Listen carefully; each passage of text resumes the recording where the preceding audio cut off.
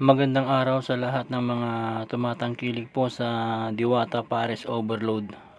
Dito po yan sa bagong bukas po na Diwata Pares Overload dito sa Barangay Kulat po ng Quezon City.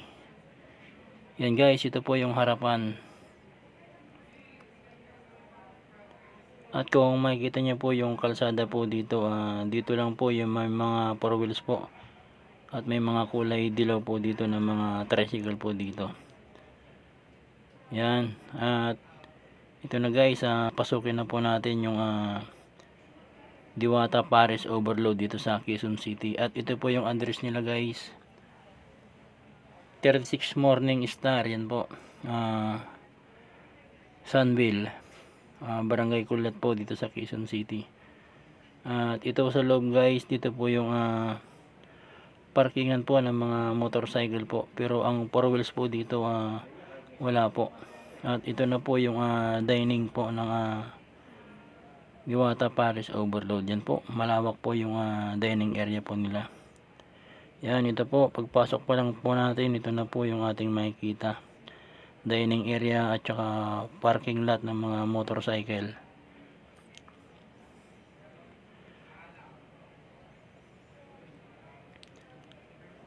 At kung makikita nyo po, ang lalaki po yung mga kaldero po dito na hinuhugasan po nila dahil kagabi daw marami daw mga customers po dito ni Diwata Pares Overload. Kaya ngayon po alas 7 na po ng umaga, wala pong nakaready pa ng mga pagkain po at niluluto pa raw yung Chicken Joy.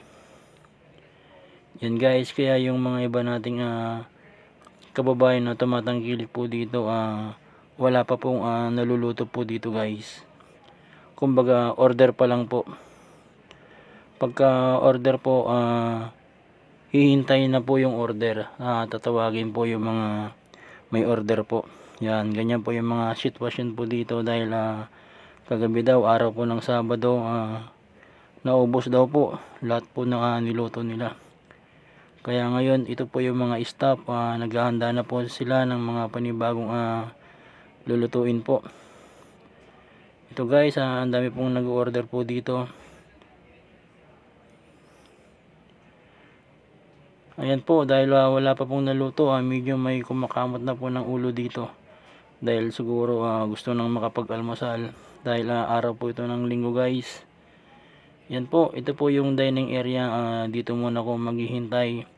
Hihintayin ko na lang po yung Chicken Joy.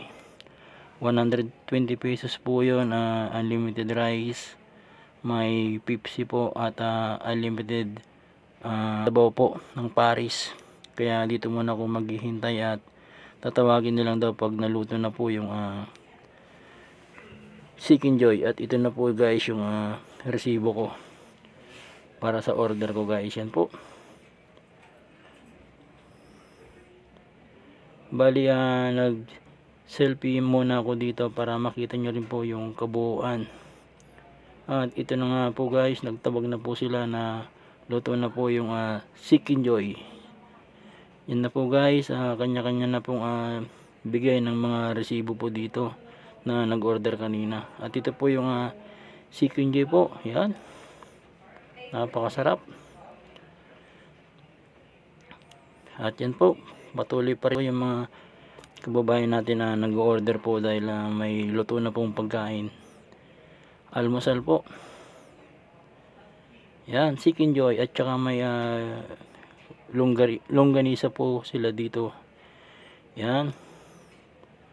At ito na po yung napili kong Chicken Joy. 120 pesos po.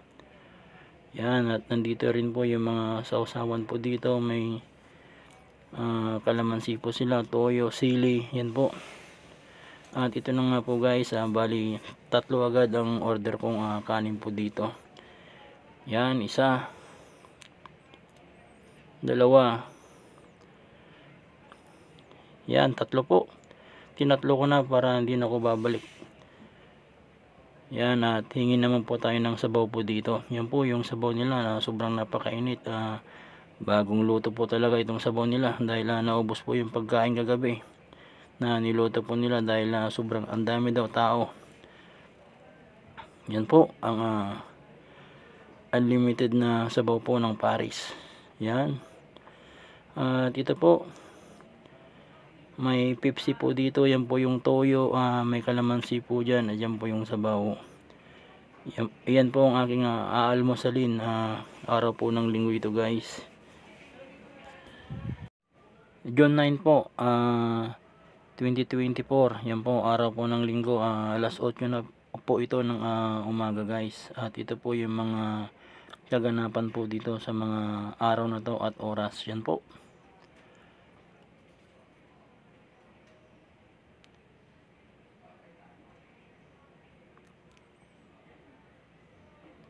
Yan po yung mga naguhugas po ng mga malalaking kaldero po na ginamit kagabi dahil marami daw pong kumain po dito. Yan po si Diwata po, guys. Yan na po, lumabas na po si Diwata dito sa harapan ko po. At habang kumakain ibinidyo ko po siya dito. Yan po si Diwata, Paris Overload. At pagkatapos ko pong kumain po dito, nag selfie video muna ako dito at nag video po dito sa mga bumibili po. Yan, napakarami pong mga bumibili po dito, mga pumupunta po araw ng linggo. At ito nga po, guys, nag selfie muna ako dito.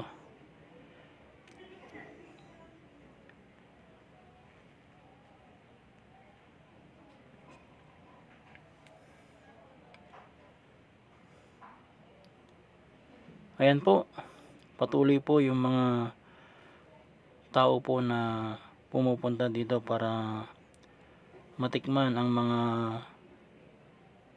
Paris Overload po dito ni Diwata po.